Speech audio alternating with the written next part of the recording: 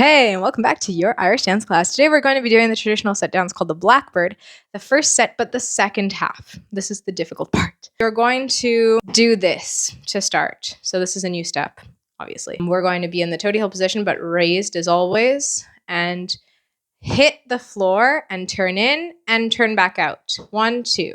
When we do that, we're going to do a hop with the back foot like that without touching the floor at the end. But then we're going to go into a full drum, which is essentially this. So it looks like that. Da da da da. Da da da da. And you really want to make them very distinct, not so fluid, but like da da da da, very broken up. And so you would use your ankles to help you with this and a little bit of your knees. When you do this, the first step of that 1, 2, 3, 4 is from this hop that I just did. So this is the 1, 2, 3, 4. That's where it gets really confusing.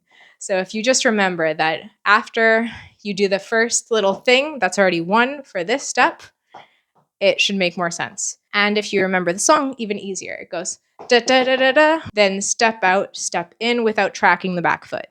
This is the mistake, which you probably already corrected in your single jig.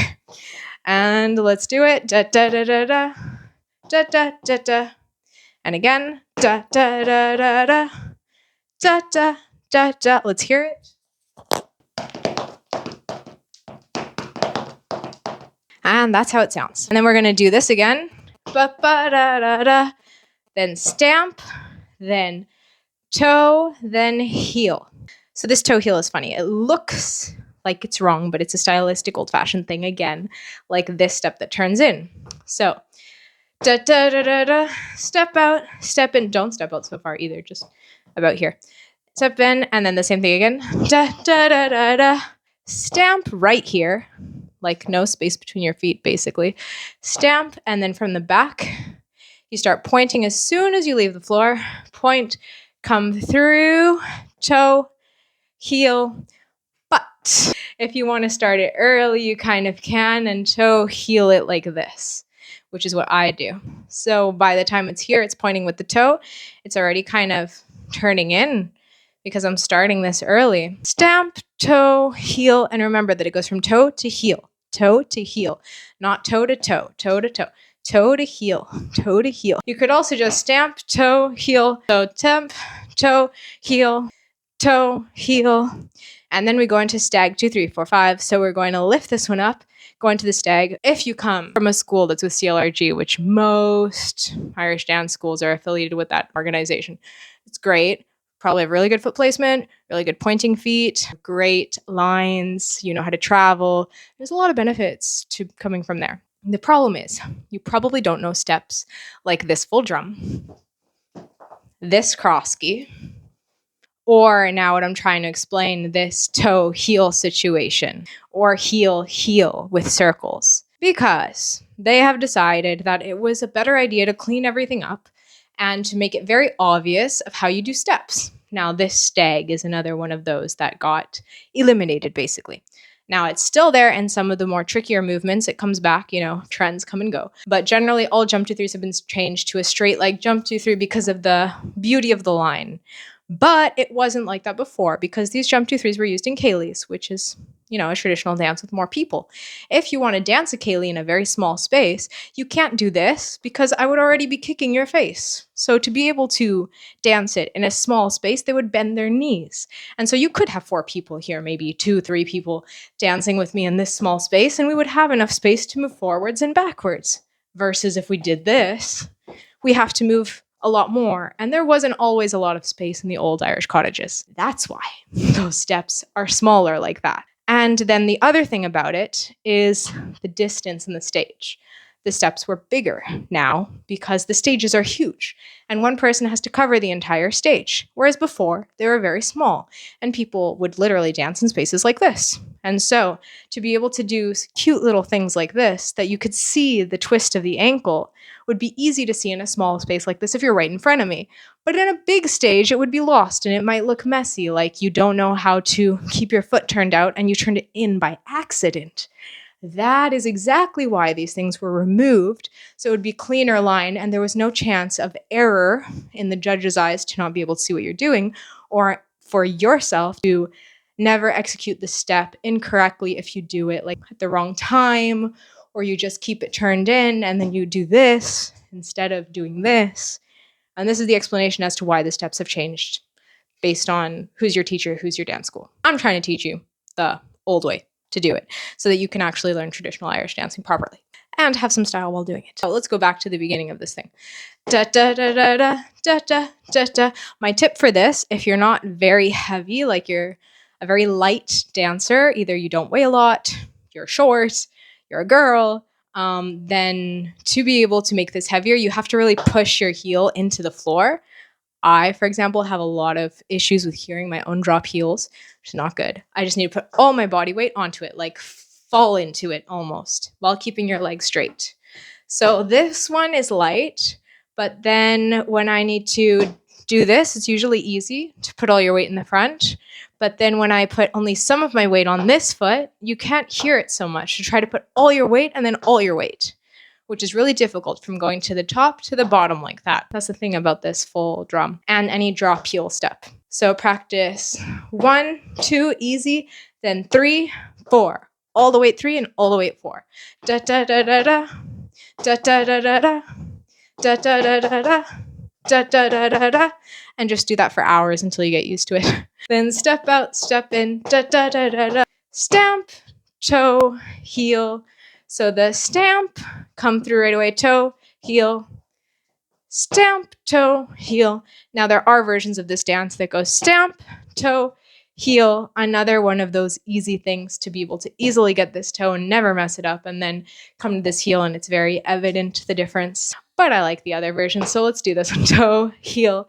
Then we're going to go with a stag specifically. Stag, 2, 3, 4, 5. So we're going jump 2, 3, 4, 5, just with the bent legs here. So stag, 2, 3, 4, 5. We always go in the direction of our knee. And so we're going to go this way. If you're wondering, you jump, but you change feet, right? So you think you're going to go this way, but no, because you change.